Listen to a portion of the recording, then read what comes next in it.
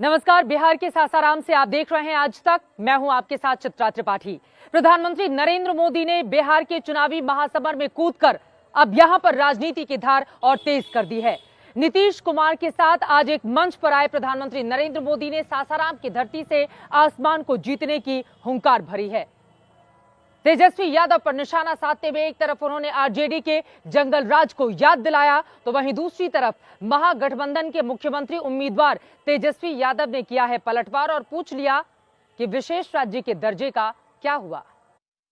जिस बिहार के चुनाव पर सबकी नजरें टिकी है, उस चुनाव के दरवाजे पर प्रधानमंत्री नरेंद्र मोदी ने भी दस्तक दे दी। प्रधानमंत्री मोदी की खासियत है कि वो जहां भी जाते हैं वहां के रंग में रंग जाते हैं। बिहार में अपनी पहली सभा शेरशाह सूरी और बाबू जगजीवन राम की कर्मभूमि सासाराम से शुरू। अब सासाराम और आसपास में भोजपुरी बोली जाती, तो प्रधानमंत्री मोदी ने भोजपुरी में ही दुआ सलाम किया, दिल का नाता जोड़ा। भाई बहनी लोगन, भारत के दिल बाटे बिहार, भारत के सम्मान बा बिहार, आजादी के जय घोष बा बिहार, संपूर्ण क्रांति के शंखनाद बिहार। बिहार में इस बार भी एक तरफ एनडीए है तो दूसरी तरफ महागठबंधन।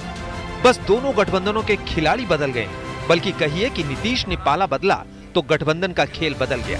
इस बार प्रधानमंत्री मोदी ने नीतीश के लिए वोट मांगा, जो एनडीए की तरफ से मुख्यमंत्री पद के उम्मीदवार है। अब ऐसे में महागठबंधन वाले आरजेडी के लालटेन की बत्ती गुल करने की चुनौती उनके सामने है। लालटेन के जमाना गईल,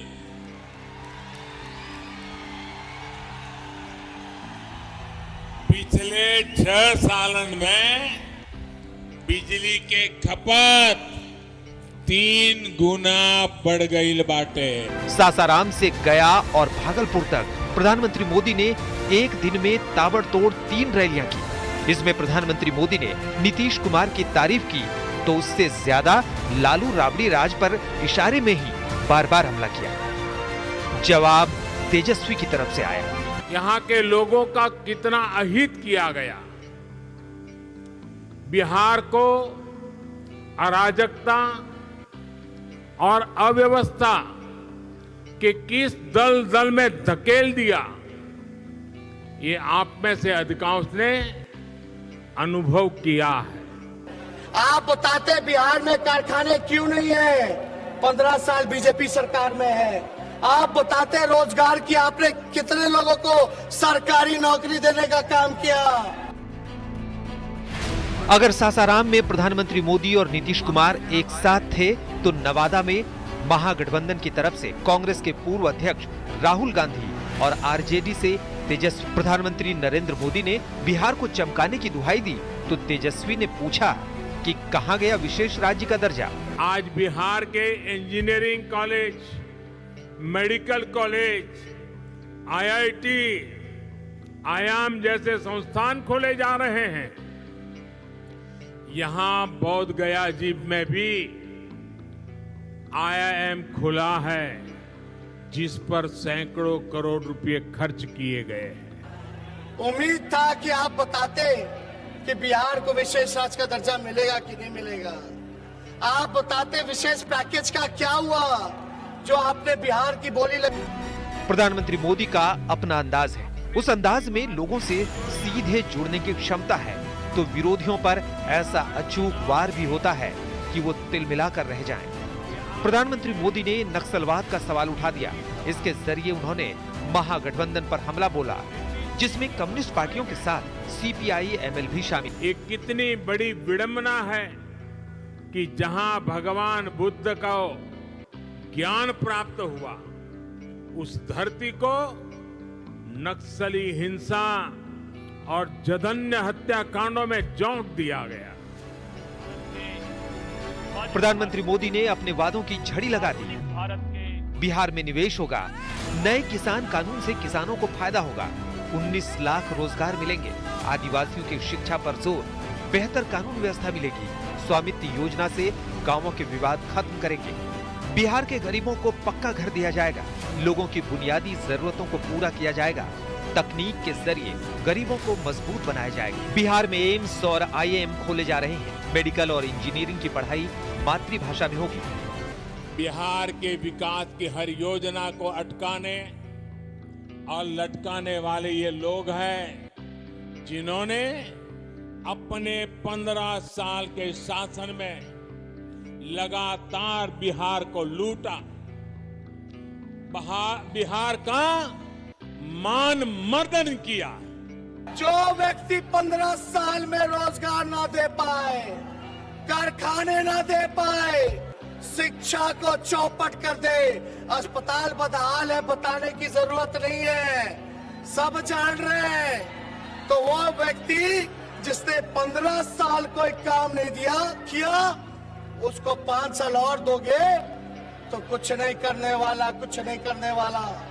प्रधानमंत्री नरेंद्र मोदी की विशाल जनसभा का ये संबोधन आज समाप्त हो चुका है सासाराम से। यहाँ पर जमकर आरजेडी और विपक्षी दलों पर निशाना साधते हुए नीतीश कुमार की तारीफ में ये तक कह गए कि मुझे ज्यादा काम करने का मौका उनके साथ मिला नहीं है। इस सियासी घमासान के बीच प्रधानमंत्री मोदी ने बिहार के 2 बड़े नेताओं को श्रद्धांजलि देकर सियासत को संवेदनशील बनाने की कोशिश की। गरीबों दलितों के लिए अपना जीवन समर्पित करने वाले और आखिरी समय तक, आखिरी सांस तक मेरे साथ रहने वाले रामविलास पासवान जी, उन्हें मैं अपनी श्रद्धांजलि अर्पित करता हूं। खास बात यह है कि उनमें से एक नेता रामविलास पासवान एनडीए के थे, जिनकी पार्टी नीतीश के खिलाफ ही लड़ रही है, और दूसरे नेता रघुवंश प्रसाद सिंह जो आरजेडी के थे। प्रधानमंत्री मोदी के वार पर तेजस्वी और राहुल का पलटवार भी हो गया, लेकिन इस चुनावी जंग में फैसला बिहार की जनता को करना है। उसके लिए 10 नवंबर का इंतजार कीजिए। सासाराम में चित्रा त्रिपाठी के साथ आज तक ब्यूरो। बिहार के चुनावों में चीन की भी एंट्री हो गई है।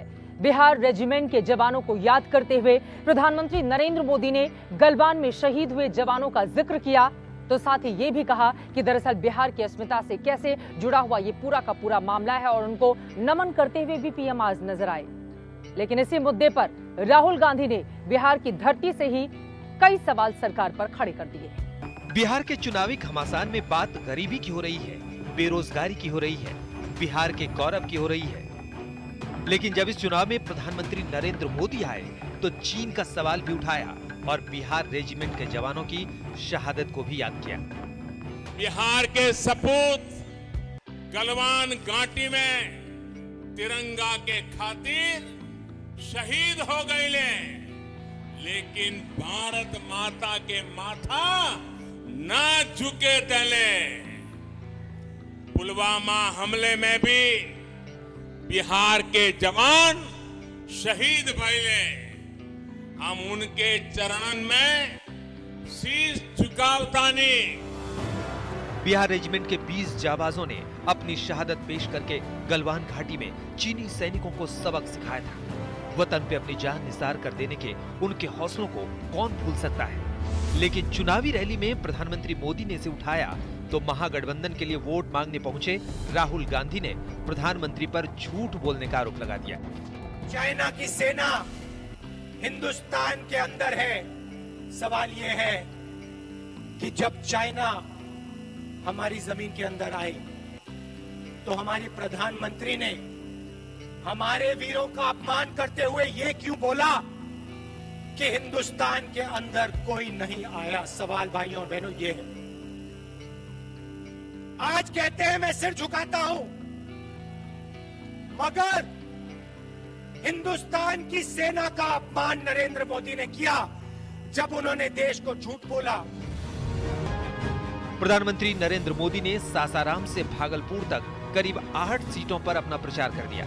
इसमें बिहार से जुड़ते मुद्दे उठाए तो देश की अस्मिता से जुड़े सवाल को उठाया। जब सासाराम में बोल रहे थे तो भोजपुरी में बोलकर दिल का एक रिश्ता कायम कर गौरवशाली धरती के हम नमन करतानी। मां मुंडेश्वरी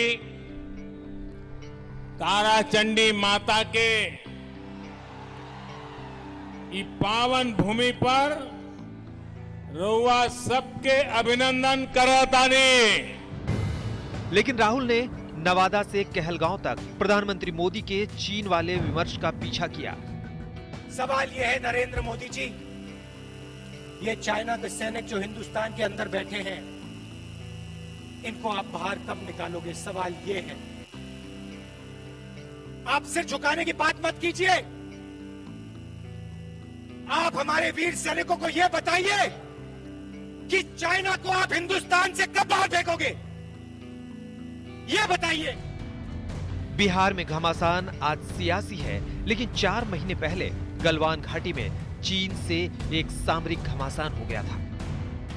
15-16 जून की रात लद्दाख में एलएसी के पास गलवान घाटी में चीनी सैनिकों ने धोखे से हमारे जवानों पर हमला कर दिया था।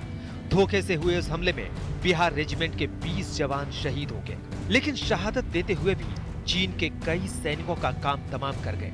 पिछले 45 साल में पहली बार भारत और चीन के बीच किसी झड़प में किसी की जान गई, लेकिन बिहार रेजिमेंट की 10वीं बटालियन के पराक्रम से चीन की हालत पस्त हो गई थी।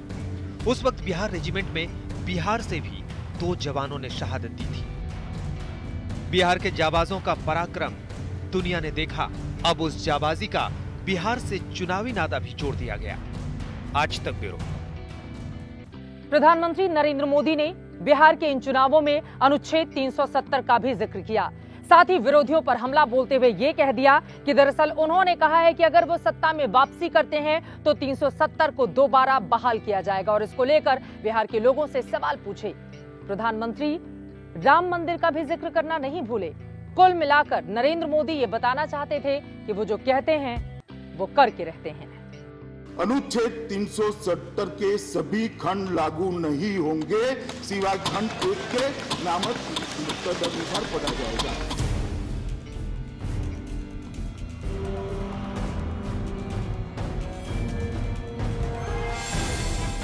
पिछले दिनों 5 अगस्त को संसद में यह ऐलान हो गया कि जम्मू और कश्मीर को विशेष दर्जा देने वाला अनुच्छेद 356 बीते दिनों का हिस्सा हो गया। लेकिन उस फैसले की गर्मी कश्मीर में ही नहीं बल्कि बिहार के चुनाव में भी दिख रही है। प्रधानमंत्री नरेंद्र मोदी ने बिहार चुनाव का शुभारंभ किया तो उसमें जम्मू और कश्मीर से अनुच्छेद 370 हटाने का भी मुद्दा जोर शोर से उठाया।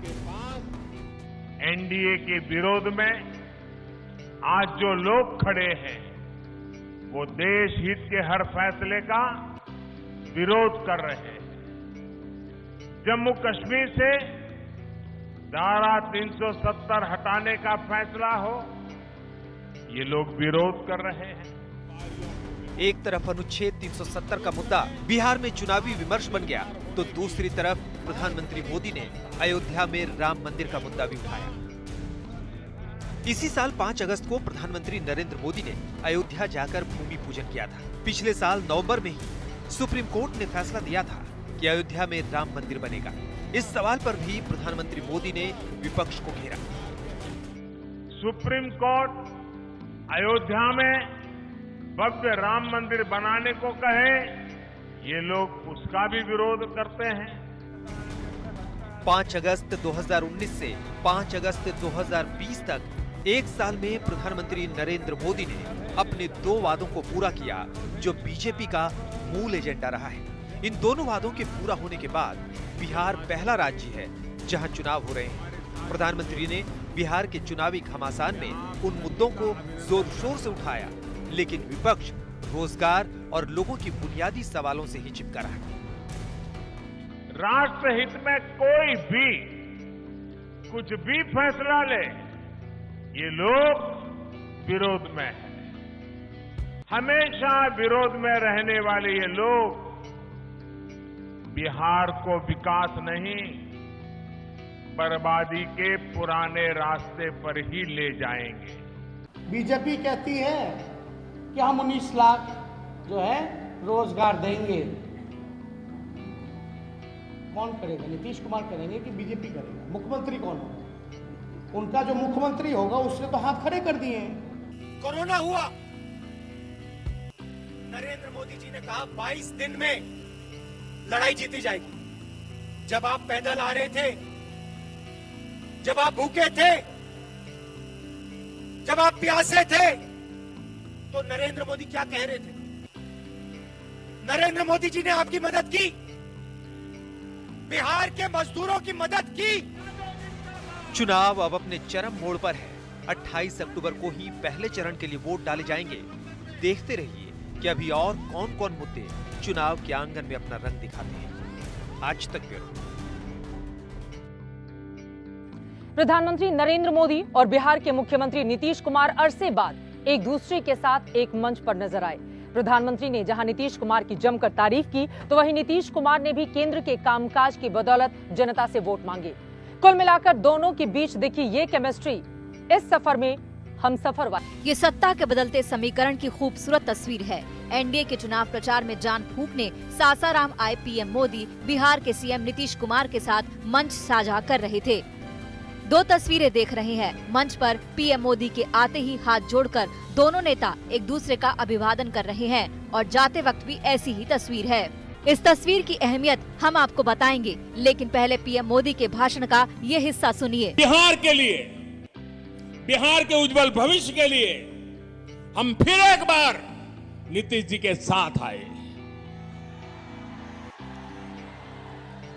साथियों, 2014 में प्रधान सेवक बनने के बाद ये आंकड़ा लोगों को याद नहीं आ रहा है। बिहार में याद कराना पड़ेगा। मुझे नीतीश जी के साथ कंधे से कंधा मिलाकर काम करने के लिए सिर्फ 3-4 साल का ही मौका मिला है। श्रद्धेय मोदी जी के नेतृत्व में केंद्र सरकार ने जो काम किया है। नीतीश और मोदी के बीच आज अच्छी खासी केमिस्ट्री साफ दिखाई दी। नीतीश अपने भाषण के दौरान बार बार श्रद्धेय नरेंद्र मोदी बोलते रहे और उनके मार्गदर्शन का गुणगान करते रहे। कोरोना वायरस का दौर चला पूरे दुनिया में, लेकिन उसको नियंत्रित करने के लिए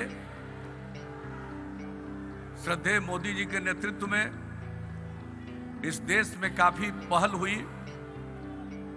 और हम लोगों ने बिहार में इनके द्वारा जारी गाइडलाइन के मुताबिक सब काम करने की कोशिश की है। पीएम मोदी ने नीतीश कुमार के इस दावे का अनुमोदन किया और कोरोना के खिलाफ जंग में उनके नेतृत्व की तारीफ की। कोरोना महामारी से बचने के लिए तेजी से जो फैसले लिए गए हैं, जिस तरह बिहार के लोगों ने काम किया, नीतीश जी के नेतृत्व में एनडीए सरकार ने काम किया, उसके नतीजे आज दिख रहे हैं। ज्यादा दिन नहीं बीते, करीब 7 साल पहले की ही तो बात है, जब बीजेपी की तरफ से नरेंद्र मोदी को पीएम उम्मीदवार बनाए जाने के बाद नीतीश ने बीजेपी से नाता तोड़ लिया था। 2015 में नरेंद्र मोदी नीतीश के खिलाफ चुनाव प्रचार कर रहे थे, लेकिन आज मोदी ने खुलकर नीतीश सरकार के लिए वोट मांगे। भाइयों और बहनों, आत्मनिर्भरता के संकल्प को मजबूत करने के लिए फिर नीतीश जी की अगुवाई में सरकार बनाना जरूरी है। बिहार में भाजपा, जेडीयू, हम पार्टी और वीआईपी के गठबंधन यानी एनडीए की सरकार जरूरी है। बिहार को आत्मनिर्भर बनाने के लिए इस ऐलान से मोदी ने नीतीश के नेतृत्व के खिलाफ चल रही अटकलों का पटाक्षेप कर दिया कि अगर एनडीए की सरकार बनेगी तो अगुवाई नीतीश ही करेंगे। सासाराम से सुजीत कुमार झा और चित्रा त्रिपाठी के साथ आज तक ब्यूरो। बिहार की सत्ता पर नीतीश कुमार बीते 15 सालों से काबिज हैं और इसी वजह से जनता उनसे उनके कामकाज का हिसाब मांग रही है। तो वहीं प्रधानमंत्री नरेंद्र मोदी ने भी इस मूड को भांप लिया। इसी वजह से वो मंच पर इस बात का जिक्र करना नहीं भूले कि दरअसल नीतीश कुमार के साथ उन्हें कामकाज का बहुत ज्यादा मौका नहीं मिला और इसके पहले तो नीतीश यूपीए सरकार से ही जूझते हुए चले गए।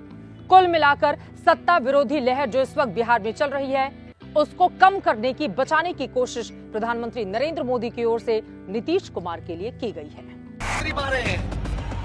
डबल इंजन की सरकार मुझे नीतीश जी के साथ काम करने के लिए सिर्फ 3-4 साल का ही मौका मिला है। 15 साल में नीतीश जी रोजगार दिए, कारखाना लगाए। अभी भी विकास के सफर में मीलों आगे जाना है। नीतीश जी, आप थक चुके हो। हम थक गए हैं। प्रधानमंत्री नरेंद्र मोदी की रैलियों से बिहार में चुनाव प्रचार का रंग जम गया। तेजस्वी जहां नीतीश कुमार से 15 साल का हिसाब मांग रहे हैं, वहीं डबल इंजन की सरकार पर तंज भी कस। इन हमलों से 15 साल से बिहार के मुख्यमंत्री पद पर बैठे नीतीश कुमार के खिलाफ सत्ता विरोधी लहर तेज हो रही है। प्रधानमंत्री नरेंद्र मोदी ने नीतीश कुमार का बचाव किया और कहा कि केंद्र और राज्य की सरकार को एक साथ काम करते हुए केवल 3-4 साल ही हुए हैं। 2014 में प्रधान सेवक बनने के बाद ये आंकड़ा लोगों को याद नहीं आ रहा है, बिहार में याद कराना पड़ेगा। मुझे नीतीश जी के साथ कंधे से कंधा मिलाकर काम करने के लिए सिर्फ 3-4 साल का ही मौका मिला है। बाकी तो यूपीए के साथ संघर्ष करने में बिहार का टाइम गया है। दरअसल नवंबर 2005 में नीतीश कुमार के नेतृत्व में जेडीयू बीजेपी की सरकार बनी। उस वक्त केंद्र में यूपीए 1 की सरकार थी। अपने 5 साल के शासन में अच्छे प्रदर्शन की वजह से 2010 में नीतीश कुमार ने फिर से सत्ता में वापसी की, लेकिन केंद्र में विपक्षी दलों के गठबंधन यूपीए 2 की सरकार थी। मई 2014 में केंद्र में नरेंद्र मोदी के नेतृत्व में एनडीए की सरकार बनी, लेकिन उससे पहले जून 2013 में ही नीतीश कुमार ने एनडीए से नाता तोड़ लिया था। 2015 में नीतीश कुमार फिर से सत्ता में आए, लेकिन इस बार उनका गठबंधन आरजेडी और कांग्रेस के साथ था। ये गठबंधन जुलाई 2017 में टूटा और नीतीश कुमार एक बार फिर एनडीए में लौटे। इस तरह जुलाई 2017 से अक्टूबर 2020 तक यानी 3 साल और 3 महीने ही बिहार में डबल इंजन की सरकार रही। इसी दलील के आधार पर नीतीश कुमार के खिलाफ सत्ता विरोधी लहर की बात को खारिज और फिर से जनादेश की अपील कर रहे हैं। 4 वर्षों में भी कहीं पर 3-4 गुना काम किया, कहीं पर 5 गुना तेजी से काम किया गया है। साथियों, आज एनडीए के सभी दल मिलकर आत्मनिर्भर आत्मविश्वासी बिहार के निर्माण में जुटे हैं। बिहार को अभी भी विकास के सफर में मीलों आगे जाना है, नई बुलंदी की तरफ उड़ान भरनी है। इससे पहले नवादा के हिसुआ में तेजस्वी यादव और राहुल गांधी ने मंच साझा किया। तेजस्वी यादव ने नीतीश कुमार के 15 साल के कामकाज पर कई सवाल खड़े किए। आप लोग बताओ, 15 साल में नीतीश जी रोजगार दिए, कारखाना लगाए, पलायन रोके, गरीबी मिटाए, किसानों के लिए सिंचाई का व्यवस्था कराए। तो आप बताओ, जो जिसको रोजगार था उसको भी मोदी जी ने छीन लिया, नीतीश जी ने छीन लिया। दूसरी तरफ नीतीश कुमार कह रहे हैं कि जनता को भ्रमित होने की जरूरत नहीं है, फिर मौका मिलेगा तो बिहार तरक्की के रास्ते पर भ्रमित होने की जरूरत नहीं है। एक एक काम करके किस तरह से प्रगति के रास्ते पर हम लोगों ने बिहार को आगे बढ़ाने की कोशिश की है, और अब आगे मौका दीजिएगा तो जान लीजिए, हमको तो जो दिखता है कि अब आगे और क्या करना है उसी के बारे में हम बोलते हैं। लेकिन तेजस्वी यादव बार बार कह रहे हैं कि नीतीश कुमार थक गए हैं और बिहार उनसे संभल नहीं रहा है। इसके जवाब में नीतीश कुमार ने तेजस्वी यादव पर निजी हमला किया। नीतीश जी, आप थक चुके हो, आपसे बिहार संभलने वाला नहीं है। हम थक गए हैं। कहाँ रहते थे जी? कहाँ भागे रहते थे यहाँ से? जरा बताओ, दिल्ली में किसके यहाँ रहते थे?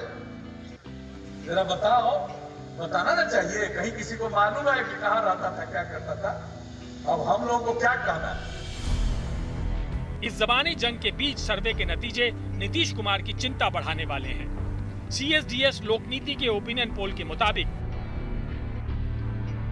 2015 में 80% लोग नीतीश कुमार के कामकाज से संतुष्ट थे। 2020 के इस ओपिनियन पोल में यह आंकड़ा गिरकर 52% हो गया है। 2015 में सिर्फ 18% लोग ही नीतीश सरकार से नाखुश थे। 2020 के ओपिनियन पोल में नीतीश से नाखुश लोगों का प्रतिशत 44 हो गया। नीतीश कुमार के लिए तेजस्वी एक चुनौती के तौर पर उभरे हैं। वहीं नीतीश कुमार की पॉपुलैरिटी का ग्राफ गिरा है तो तेजस्वी की पॉपुलैरिटी बढ़ी है। बिहार के लिए बेहतर सीएम कौन होगा, इस सवाल पर राय में तेजस्वी पीछे नहीं। बेहतर मुख्यमंत्री के लिए नीतीश कुमार अब भी नंबर 1 हैं। उन्हें 31% लोग सबसे बेहतर मानते हैं, लेकिन 27% लोग तेजस्वी में भी संभावनाएं देखते हैं। ये नीतीश से ज्यादा बड़ा अंतर नहीं है। इस रेस में चिराग पासवान हो या सुशील मोदी, दूसरे नेता दूर दूर तक नहीं। टक्कर के बीच पीएम मोदी ने बिहार में 3 रैलियां की, उनकी अभी 9 रैलियां बाकी हैं। इस दौरान वो नीतीश कुमार से जनता की नाराजगी को दूर करने और बिहार की तरक्की को लेकर जनता का दिल जीतने की कोशिश करेंगे। आज तक ब्यूरो। महागठबंधन के सीएम पद के उम्मीदवार तेजस्वी यादव जहां लगातार नीतीश कुमार से कामकाज का हिसाब मांग रहे हैं, तो वहीं दूसरी तरफ 10 लाख नौकरी देने का भी वादा कर रहे हैं। आज प्रधानमंत्री नरेंद्र मोदी ने इसका भी मंच से जिक्र किया और ये कहा कि दरअसल जो लोग उद्योग धंधे लगाने की बिहार में बात कर रहे हैं, वो लोग 15 सालों तक बिहार में अपहरण उद्योग लगा रहे थे। स्वाभिमानी और मेहनती भाई बहन, आप सभी के प्रणाम। पहला कैबिनेट में पहला कलम से 10 लाख सरकारी नौकरी, एक सरकारी नौकरी को हमेशा लाखों करोड़ों रुपए कमाने का जरिया माना। बिहार के नौजवानों से लाखों की रिश्वत। राष्ट्रीय जनतांत्रिक गठबंधन जिंदाबाद। बिहार चुनाव में रोजगार का मुद्दा हर मुद्दे पर बीच साबित हो रहा है। तेजस्वी यादव ने 10 लाख सरकारी नौकरियों का ट्रम्प कार्ड खेला तो पीएम मोदी ने नौकरी को कमाई का धंधा बनाने वालों पर सवाल खड़े कर दिए। बिहार रोजगार और उद्यमिता का हकदार है। ये कौन सुनिश्चित कर सकता है? वो जो सरकारी नौकरी देने को रिश्वत कमाने का जरिया मानते हैं। राहुल गांधी, तेजस्वी यादव। तेजस्वी यादव के 10 लाख सरकारी नौकरियों के वादे के जवाब में बीजेपी ने अपने विजन डॉक्यूमेंट में 19 लाख रोजगार के अवसर पैदा करने का दांव चला, लेकिन तेजस्वी यादव को इस वादे पर यकीन नहीं है। ये जो 19 लाख का जो वादा कर रहे हैं, ये प्रयास करेंगे रोजगार का। ये रोजगार सरकारी नौकरी नहीं, अफसर बनाए जाएंगे। तो 15 साल में कौन सा इन्होंने अफसर बनाए रोजगार के? तेजस्वी यादव ही नहीं, राहुल गांधी ने भी रोजगार को लेकर सवाल उठाए। नवादा की रैली में उन्होंने पूछा कि केंद्र सरकार ने अब तक कितने लोगों को नौकरी दी है। आप बिहारियों को यह समझाइए कि आपने उनको रोजगार कितना दिया और कब। पिछले चुनाव में बोला था 2 करोड़ युवाओं को रोजगार दूंगा, मिला? किसी को मिला? राहुल गांधी के सवाल का जवाब प्रधानमंत्री मोदी ने दिया। सरकारी भर्ती प्रक्रिया में जो सुधार किए जा रहे हैं, उसका भी लाभ बिहार को मिलना तय है। एक ही एग्जाम से सरकार के अनेक नौकरी के दरवाजे खुलेंगे। बिहार में स्वरोजगार के अवसरों के लिए भी निरंतर प्रयास किया जा रहा है। अब सवाल यह है कि आखिर बिहार में हर बड़े नेता की जुबान पर रोजगार का मुद्दा क्यों? क्या बात कर रहे हैं? एक सर्वे के मुताबिक 2018-19 में जब देश में बेरोजगारी की दर 5.8% थी, तब बिहार में 10.2% लोग बेरोजगार थे। बेरोजगारी की समस्या से हर जाति के लोग जूझ रहे हैं, जो कम पढ़े लिखे हैं या जो ज्यादा पढ़े लिखे हैं, सबके बीच बेरोजगारी उतनी ही है। बिहार में 20% से ज्यादा ग्रेजुएट बेरोजगार हैं। सब लोग जानते रहे कि नीतीश कुमार जी भाषण देले बारे। ये सवाल आरजेडी जोर शोर से उठा रही है। प्रधानमंत्री जी आए आज बिहार। मोदी जी देश के प्रधानमंत्री, चलो आपका स्वागत है। उम्मीद था कि आप बताते बिहार में कारखाने क्यों नहीं है, 15 साल बीजेपी सरकार में है। आप बताते रोजगार की आपने कितने लोगों को सरकारी नौकरी देने का काम किया। आरजेडी ने जहां सत्ता में वापसी के लिए रोजगार का दांव खेला है, वहीं प्रधानमंत्री नरेंद्र मोदी ने रोजगार के साथ साथ बिहार के विकास की एक बड़ी तस्वीर पर गौर करने की अपील की है। आज तक ब्यूरो। बिहार के इन चुनावों में कोरोना का मुद्दा भी छाया रहा। एक तरफ प्रधानमंत्री नरेंद्र मोदी ने कोरोना से लड़ने में जहां बिहार की जमकर तारीफ की, तो वहीं राहुल गांधी और तेजस्वी यादव ने इस मुद्दे को लेकर सरकार पर निशाना साधा। तेजस्वी ने तो यहां तक कह दिया कि कोरोना काल के दौरान नीतीश कुमार अपने घर में कैद हो गए और जनता को सड़कों पर छोड़ दिया। पहले भी कोरोना था, अभी भी कोरोना है, लेकिन उस समय नहीं निकले बाहर। अभी निकल रहे। वोट चाहिए, कुर्सी चाहिए तो निकलत रहे, वोट मांगत रहे। कहता है 22 दिन में कोरोना को हम मिटा देंगे। कैसे? थाली बजा के। ऊपर की रिकवरी रेट 99% है। कोरोना तो हम लोग इम्यूनिटी पल बढ़ा के टंच है, कोरोना हो ही नहीं तो क्या दिक्कत। बिहार चुनावों के बीच कोरोना सियासी मुद्दा भले ही है, लेकिन इस महामारी को कोई गंभीरता से लेता नहीं दिख रहा है। दूसरी तरफ प्रधानमंत्री नरेंद्र मोदी और नीतीश कुमार कोरोना से लड़ाई में केंद्र और राज्य के योगदान को गिना रहे हैं। आज बिहार कोरोना का मुकाबला करते हुए सारी सावधानियों के साथ लोकतंत्र का पर्व मना रहा है। कोरोना के दौरान केंद्र से सहयोग मिला, वो आप सब लोगों को मालूम है।